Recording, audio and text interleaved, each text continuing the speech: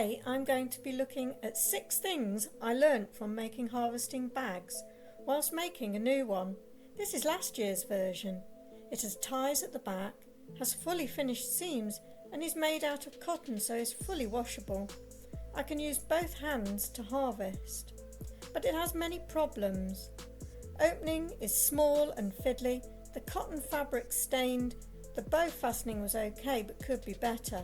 So my new design is going to keep the good and design out the bad. I've saved clips and straps from old rucksacks, and this fabric is leftovers from a garden shade project. It is waterproof, wipeable and durable. I wanted to keep the product simple, so I've used straight lines, an easy shape and construction. It's basically a tube. So here's the plan.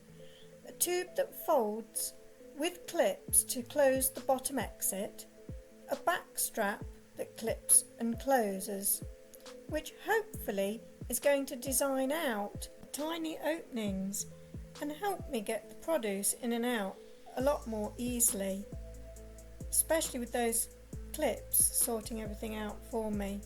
That should really help with the ease of use.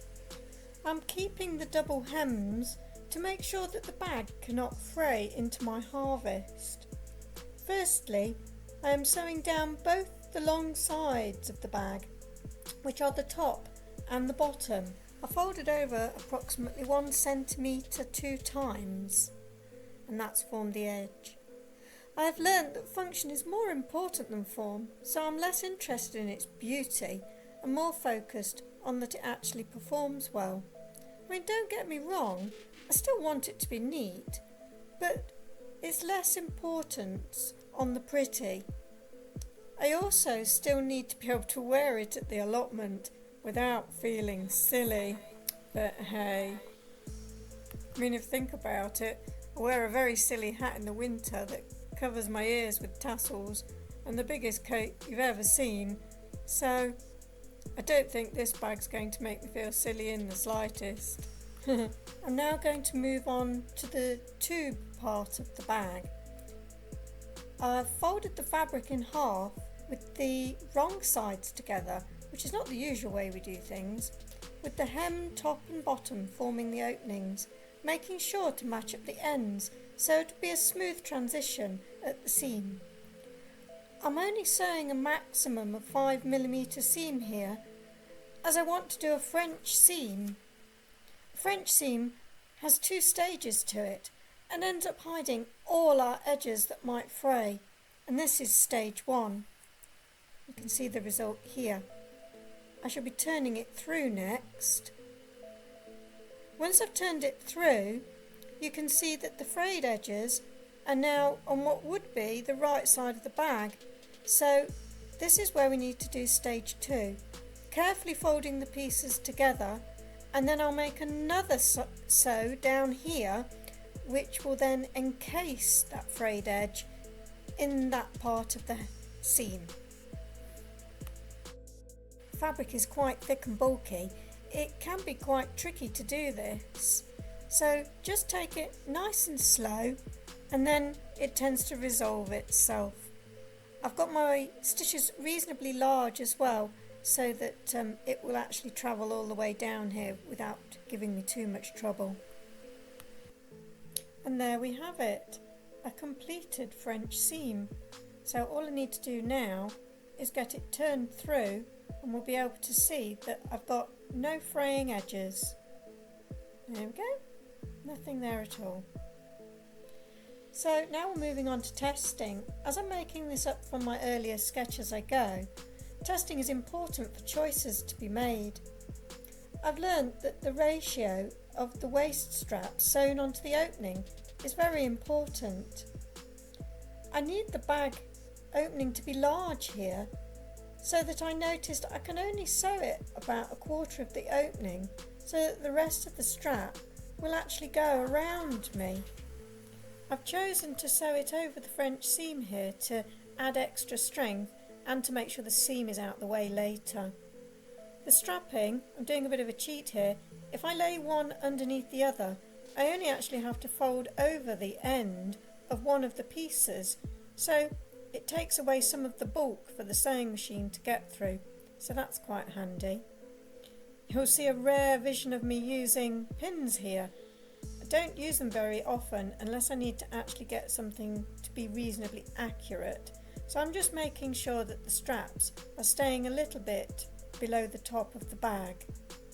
I made about 1/4 of the circumference of the opening, and that's where I've chosen to start sewing. I'm making sure that I'm reinforcing everything as I go, so the start stitches were reinforced with reversing, and in a moment you'll see me do some full box reinforcements, because obviously most of the strain of the bag is going to be on this part.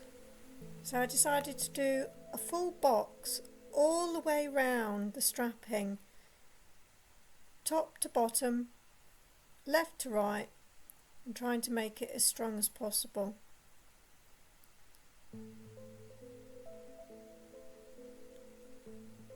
Reversing is quite useful here, and that allowed me to make the side boxes that I'm doing right now and pivot to do the angle. I decided a little bit of aesthetics here, not necessary really, is that I'm going to make the edge boxes point in towards each other, and the middle box is going to be across so that it just looks a bit better. There we go. Nice bit of reinforcing. Hopefully that's going to hold some of the heaviest items that I can fit in here, like apples. Okay, so the next test is to make sure that it actually fits me and goes around my waist, which it does even with a jumper on, so that's fine, and there is some adjustments I can make, and that we are still getting that big opening. I also need to be able to fold it up, so we'll work that bit out as well. I did realise that I can fit a bowl in here, which will be really useful for harvesting some of the really tiny things.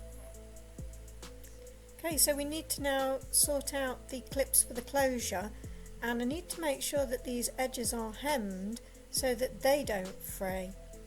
But I also need to consider the fact that I've got to get on the clippy parts. So I need to make sure I've done that before I sew them, because I think once I've sewn them it'll actually be too thick to go through these slots here. And although a little fiddly on camera, they're actually quite easy to thread through if you're not trying to show everybody else what you're doing. A bit of forward and reverse here of the old straight stitch, that should be sufficient to make sure that it all stays in place. Now if I was really being a bit finickety, I could have changed the thread to black, but yeah, I've done some of the other bits in grey, I might as well just stay with the grey. So I'm making sure that I've got all the parts done, because of course you've got the top bit of the clip and the bottom bit of the clip to make sure is all sorted to be ready to sew onto the bag. Okay, so now we're going to move on to positioning these pieces and making sure that they're actually going to do the job that we need them to do, which is to keep the bottom of the bag closed without all the produce falling out. So I'm positioning them where I think they might work.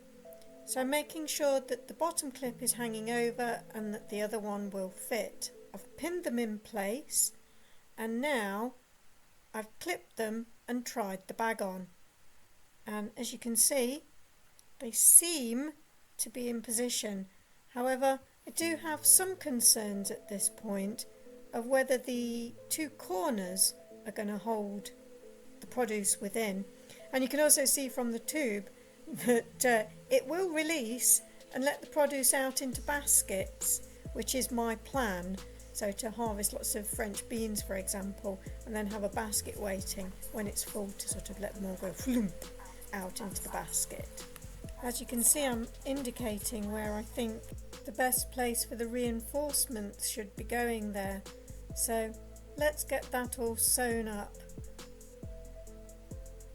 Again, I'm going to do the long rectangular ones with the diagonal reinforcements. Lots of backwards and forwarding and lots of pivoting. Just makes it so it's nice and strong, where it's going to be another strain point for the fruit or the vegetables that are going to be putting pressure on every part of the fabric and these straps. I've really enjoyed making this bag. It's been quite a puzzle, but really enjoyable to solve as I've gone along. And hopefully me doing most of the solving of the problems might help you make either the same bag or an even better version of the bag. Please let me know if you have actually a go at this and have any improvements to make. I will also be testing it in a moment with what I can, but I'll also be taking it to the allotment and testing it and making sure that it really does work and decide if there's going to be any changes or not. Because although I've actually finished making the bag, you never know, there might be a little tweak here or there. So here we are doing the final testing. I need to make sure that the closure works.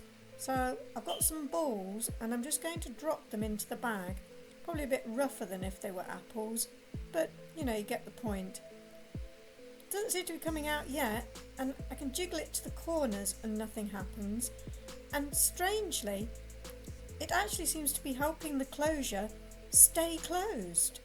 So that's another thing learnt, that maybe that's part of the design. I suppose I better see if it releases out as well.